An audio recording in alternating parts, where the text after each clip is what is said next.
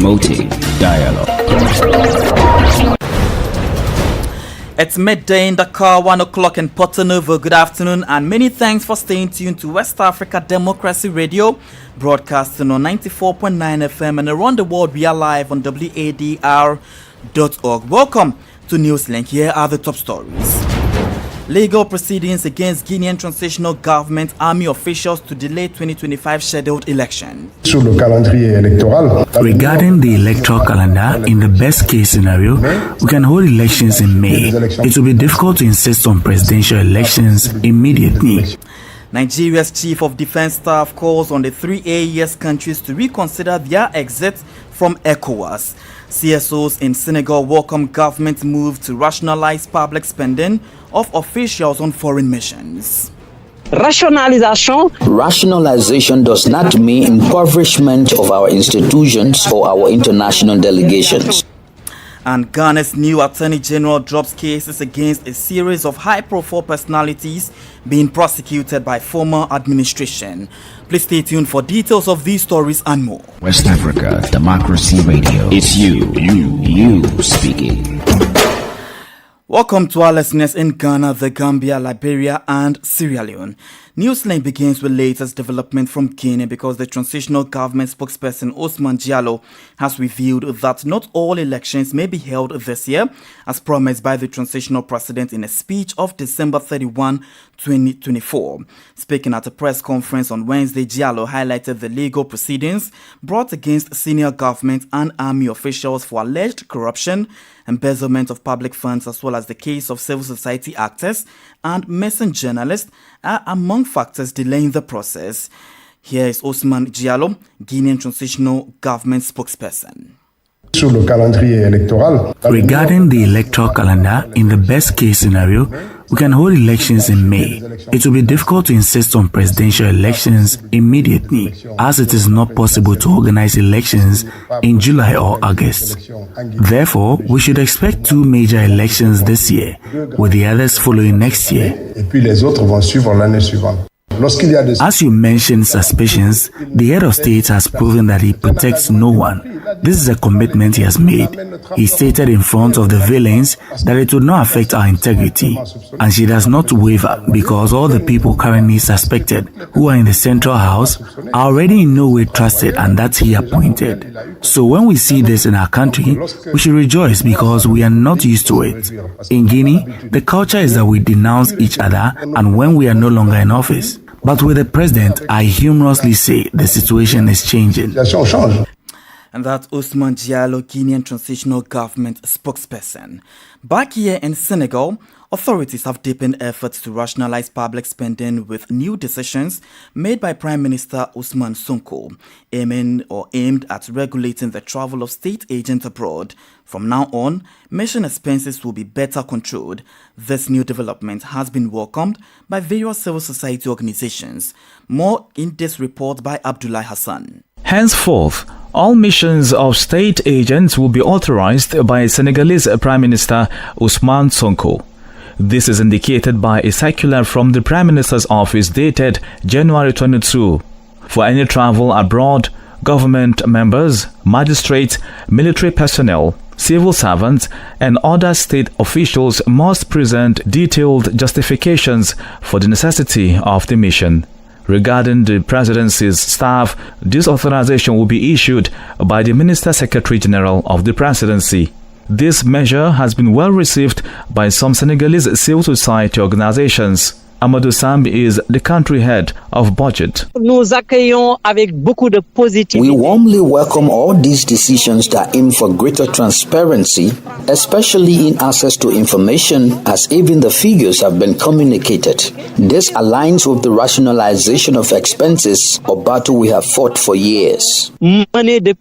However, The civil society actor wishes for the measure to be framed to avoid tarnishing the image of the state of Senegal abroad. Rationalization does not mean impoverishment of our institutions or our international delegations. When delegations travel internationally, the country has a responsibility to ensure that the delegation is sufficiently equipped in terms of per diem, security, and all related matters. According to the circular from Prime Minister Ousmane Sonko, agents will receive 80% of their allowance before their mission departure, with the remaining balance paid upon their return. Another measure sets the maximum duration of a mission abroad at 21 days. Abdullahi Hassan filed the report. In Benin, the trial of Olivier Boko and Oswald Homeke resumes today, Thursday, before the Court for the Repression of Economic Offences and Terrorism, the CREAT. Already, testimonies were taken on Wednesday. At the end of the hearing, the lawyer for the business for the Beninese state requested that the two defendants pay more than 70 billion CFA francs for damages caused to the state. Eche Atiso has more in this report. The trial of Olivier Boko and Oswald Homeke has taken a new turn. At the opening of the hearing Wednesday, the special prosecutor requested that certain documents be read. One of the witnesses, Jacques Avene, head of the sales department at Insien Assurance, was heard by video conference. He recounted his relations with Oswald Homeke, confirming significant payments made by the latter, including a total of 200 million CFA francs. Information that fueled the case against the accused, in particular Homeke's involvement in so-called suspicious transactions. During the reading of his report, businessman Olivier Boko denied any involvement in a coup plot, affirming his support for President Talon. Nevertheless, the state's lawyer, Maximin Kakpo Asogba, called for the defendants to be ordered to pay 77 billion CFA francs in compensation for the damages caused to the Beninese state. The lawyer also requested the detention of some of the accused, including Olivier Boko and Oswald Homeke, on serious charges such as conspiracy, bribery of a public official, and money laundering. The lawyer also requested sanctions against the other persons allegedly involved in the case, including Hugues Ajegbekun and Cornel Baguidi, accused of conspiracy against the authority of the state. The trial was adjourned to 1:33 p.m. and is scheduled to resume Thursday. Eche Atiso filed the report. More stories coming up on West Africa Democracy Radio. Newslink continues. Let's turn attention to Nigeria because the country's Chief of Defense Staff CDS General Christopher Musa has called on Niger, Burkina Faso and Mali to reverse their decision to withdraw from the Economic Community of West African States ECOWAS. Speaking at the 5th Lectured Governance Forum in Maiduguri on Wednesday, Musa emphasized the importance of unity and regional cooperation in addressing security challenges. According to him, we must not allow political differences to divide us. The strength of Africa lies in our unity and cooperation. He further stressed that collective efforts are crucial in tackling terrorism, insurgency, and climate change. He further highlighted the role of the Multinational Tax Joint Force, MNJTF, in stabilizing the Lake Chad Basin and urged continuous support for its operations. He also called for a balanced approach, combining military and non-military strategies to achieve sustainable peace. The week-long forum brings together regional leaders and stakeholders to discuss security, the return of displaced persons, and the implementation of stabilization strategies in the affected areas. Still in Nigeria, in a crucial advancement for the Lake Chad Basin, the Lake Chad Basin Commission LCBC and the United Nations Development Programme UNDP have unveiled two initiative fund mechanisms: the Special Multi-Partner Delivery Fund SMDF and the Nexus Funding Facility NFF during the 5th Lake Chad Basin Governance Forum. This initiative aimed to enhance resilience, promote sustainable development and cultivate peace in the region that encompasses Cameroon, Chad, Niger, and Nigeria, which is beheaded by several insecurities and focus of forced displacement. Usman Uma tells us more in this report. The ongoing crisis in the region estimatedly affected over 6 million individuals as of November 2024, disproportionately impacting women and youth among internally displaced persons, returnees, and refugees. The SMDF is tailored to strengthen the Regional Strategy for Stabilization, Recovery and Resilience (RSSRR) in areas afflicted by Boko Haram, improving the Lake Chad Basin's capacity to coordinate stabilization efforts and foster social cohesion and resilience. The NFF, on the other hand, introduces a long-term adaptable funding strategy that integrates humanitarian, development, and peace-building efforts while emphasizing locally driven solutions. The approach seeks to address the intricate challenges of the region more effectively, ensuring that funding is aligned with the specific needs and dynamics of local communities. According to the UNDP, since the RSSRR framework's launch, over 1 million displaced individuals have safely returned home with essential infrastructure restored and economic opportunities created. The Regional Stabilization Facility RSF has been instrumental, impacting over 1.3 million people by enhancing security and improving essential service delivery in the region, the agency said. The SMDF and NFF have received strong endorsements already from several partners, particularly Germany, which has been engaged in promoting peace and prosperity in the region since 2019. Sweden has also expressed support for the SMDF, recognizing its potential to bolster resilience and peace, while underscoring the need for sustained assistance to ensure local ownership of stability initiatives within the Lake Chad Basin. For Newslink on West Africa Democracy Radio, Usman Umar reporting from Maiduguri, capital of Borno State, northeastern Nigeria. The NGO for the Fight Against Abusive Alcohol Consumption in Côte d'Ivoire, LCACI, has held its first edition of the Days of Reflection on Alcoholism Among Young People in Abidjan. The two-day workshop, in partnership with the National Program for the Fight Against Smoking and Alcoholism, PNLTA, will enable participants to reflect on the implementation of instruments to discourage and prevent alcoholism among young people. Surveys conducted by the NGOs in 2020 and 2021 reveals that 63.8% of young people have already consumed alcohol, particularly minors aged 13 to 17. It will also involve strengthening strategic collaborations for greater impact of interventions to combat alcoholism. The details of this report by Albin Ade and voiced by Augustine Colley. The aim of these days of reflection on alcoholism among young people is to establish a strategic plan to involve all stakeholders in the fight to stem the phenomena. For Dr. Kofi Nestor, research officer at the National Anti-Smoking Program, several factors, including the proximity of the product, are at the origin of alcoholism among young people. According to Acha Gladys, president of the NGO Procade CR and panelist at these days, invites parents to become more involved in this fight against alcoholism among young people. Without the parents, progress cannot be made.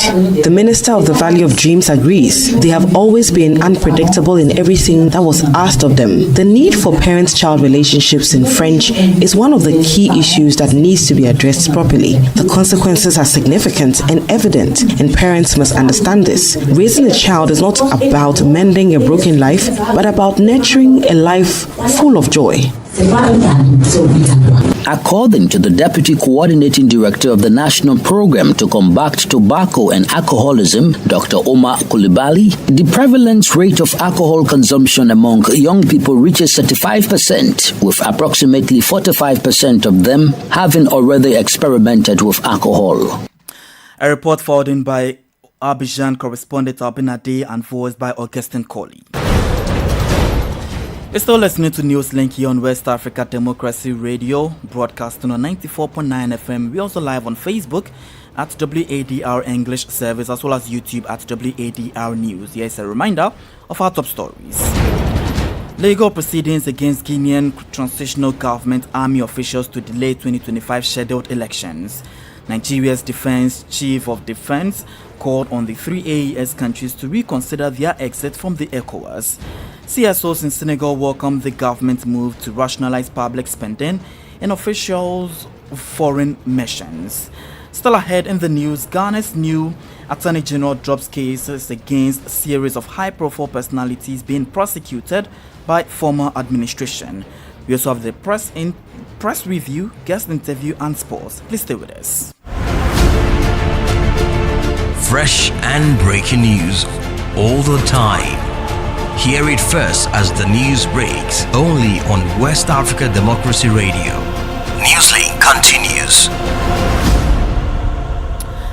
Ghana's Attorney General and Minister of Justice Dr. Ayene has dropped a series of high-profile cases involving members of the ruling National Democratic Congress (NDC) who were being prosecuted under the previous administration. This follows the recent change in government. Among the cases withdrawn is the controversial ambulance case against Finance Minister Dr. Kesewato Forsen and businessman Richard Jakpa. The decision contained in a notice from the Attorney General's chamber on January 23, 2025 marks a significant shift in the government's legal approach.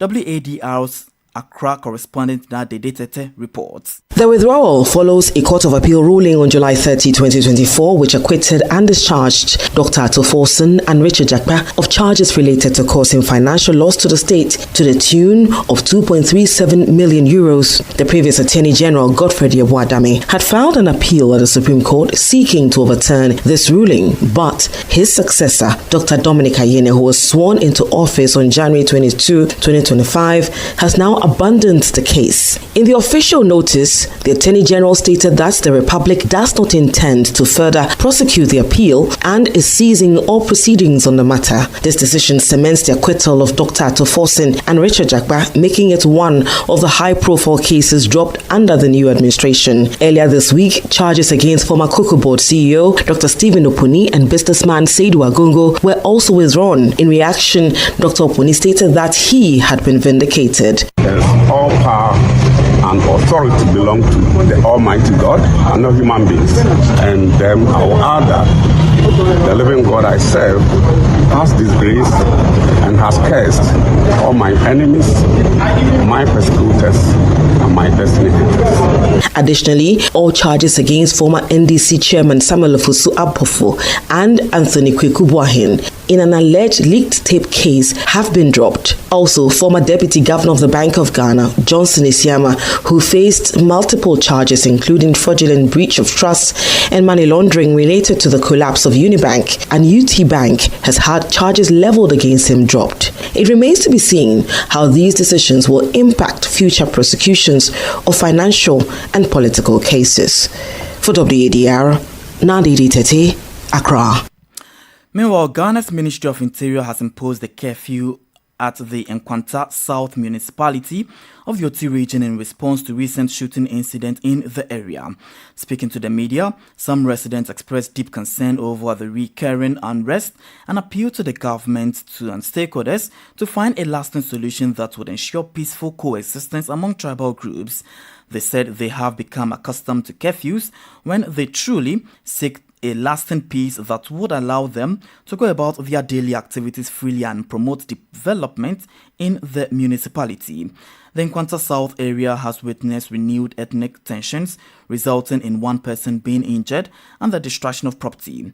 2 houses are said to have been burned in the latest violence, which, according to residents, began on Wednesday, January 15, 2025, and escalated on Thursday, January 16, 2025. The disturbance have left residents in fear, as many believe that this may revive tensions between feuding factions despite previous peace efforts. Even though the cause of this violence is not clear, an unknown residents are calling for immediate intervention to prevent further escalation. The seeming renewed clashes highlight the pressing need for sustainable solution to address the underlying causes of the conflict. This is the newspaper review. Stay abreast and find out what the top stories are in your country. This is the newspaper review. The newspaper review. We can join now the editor from Accra for the dailies. Greetings, welcome to the newspaper review segment. Front page of the Daily Graphic: debt restructuring, Ghana gains $2.8 billion. Also on the front page, free SHS benefits 3.9 million and not 5.1 million. That's according to the new education minister. Other stories on the front page of the Daily Graphic newspaper: Roads Ministry audits debt owed contractors, and Minister of Works and Housing outlines plans to develop the sector. Now to the Ghanaian Times newspaper: Ghana and Official Creditor Committee seal pact, and also President John Dramani Mahama returns home from 3-nation visit. To the Chronicle newspaper now, front page: military alone can't fight Galamsey. Omane Boama bluntly tells Parliament. That's the Minister Designate for Defence. Also on the front page, Parliament endorses Mahama's ministers. And finally, Alwyn Chiefs and MP clash over Galamsey. To the Daily Dispatch now. Focus on Ghana's new acting GRA Commissioner General, Tony Sapong, and Omane Boama explains why Mahama has not changed Jubilee House to Flagstaff House. And that will be it for the Daily Dispatch newspaper. Now to the Crusading Guide. Front page: Ghana secures $2.8 billion debt relief after signing MOU with Official Creditor Committee. Also, minority demand severe sanctions against MFA Hardcastle, who is the acting CEO of the Petroleum Commission. Also on the front page, Baka Vomawa apologizes to appointment committee over bribery claims. And that will be it for the New Crusading Guide newspaper. The Business and Financial Times BNFT: curb judgment debts, analyst urges government as fiscal discipline efforts intensify. Government engages 60 banks to finalize 7% of debt restructuring. The National Enquirer front page: Ghanaian soldiers applaud Omane Boama for pledging to improve peacekeeping allowances. Also, Federation of Associations of Ghanaian Exporters representation on Exim Bank Board critical for 24-hour economy policy. Now to the Daily Post newspaper: Mahama and 29 other heads of state pledged to expand electricity access. And ambulance case: Attorney General discontinues case against Ato Forson and Richard Jakba. That will be it for the newspaper review segment. Is back to you. And that's now the dictator with the dailies. Politics, analysis on major news, social matters, and all. This is A Guest. In our guest interview today, we go back to Ghana, where the Attorney General and Minister of Justice, Dr. Dominic Ayene, has dropped a series of high-profile cases involving members of the NDC who have been prosecuted under the previous administration. Our guest is Justice Abdullahi. He speaks on the matter. First of all, our Constitution gives the Attorney General the discretionary powers, discretionary prosecutorial powers. So the Attorney General determines who he wants to go against, then who he doesn't. And so, indeed, a larger part of our corruption-related incidents in Ghana stems from this particular discretionary powers. Over the years, it has been used either for good reasons or for bad reasons, and it's part of the contribution to the incident of political corruption in particular. Having said that, because of these discretionary powers, the Attorney General is also not required by law to disclose his reasons for discontinuing or going after a particular suspect in any case. Now, in relation to the instant cases that we are dealing with, I think we have had the last administration preaching and winning elections purely on the basis of the alleged corruption of the then Mahama administration.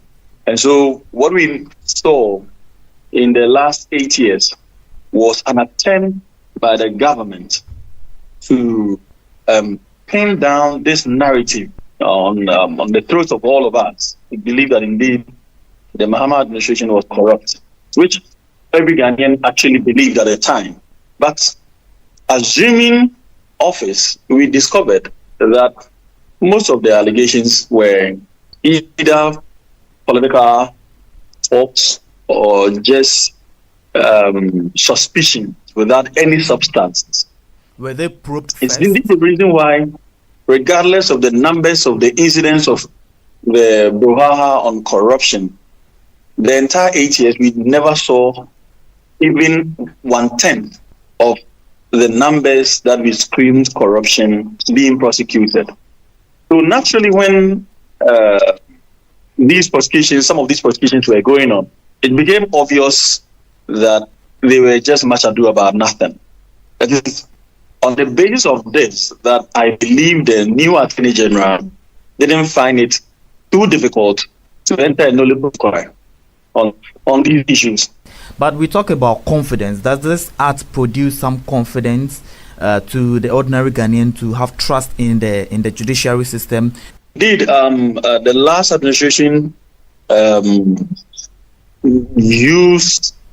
weaponized the judiciary and used it as a tool to hunt political opponents. And in fact, it got to a point even the ordinary citizen who spoke his mind became a victim of the last administration's attempt to gag literally everyone. All of us have been victims one way or the other. And almost every Ghanaian would admit that the last administration was the most intolerant administration in the history of our democracy, literally going after everyone that disagrees with the position of the government at the time. And so, to that extent, I would take it from the other angle that this decision by the Attorney General rather reinforces confidence in this new government and an attempt to also push forward this level of trust that no one will come after you if you have done nothing wrong. Justice Abdullahi, senior lawyer and a law lecturer with the University of Professional Studies in Accra. We can join Sankuli Janko for details in the world of sports.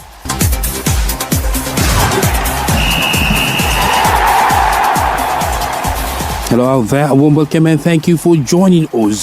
Algeciras have added to their roster 26-year-old Senegalese power forward Isaac Cham, according to media reports. Cham, who returned to the Spanish Seconde Division Basketball League, joined from fellow second-tier side Zonodzas. Meanwhile, Serie A basketball side Kevin Napoli Basket has signed 30-year-old Nigerian ex-international John Egbonu. Egbonu recently played for Rio Bregan in Spanish Liga, and this before joining the Italian side. The 30-year-old Egbono played for the Nigerian senior national team back in 2020. And in football, Senegal head coach Pape Thiaw has set high ambitions for the team ahead of the CAF Africa Cup of Nations Morocco 2025, according to CAF official website. Speaking to CAF Communication after the tournament draw in Rabat, Thiaw acknowledged the challenges ahead but exuded confidence in the Lions of Teranga's ability to compete for the second continental title. Senegal, seated in Group D, will face the Democratic Republic of Congo, Benin and Botswana. And Nigeria's quest for a fourth CAF Africa Cup of Nations AFCON title will be fueled by hunger for redemption, according to Super Eagles head coach Eric Shell, as reported by CAF official website. The Malian tactician acknowledged the formidable challenge ahead but insisted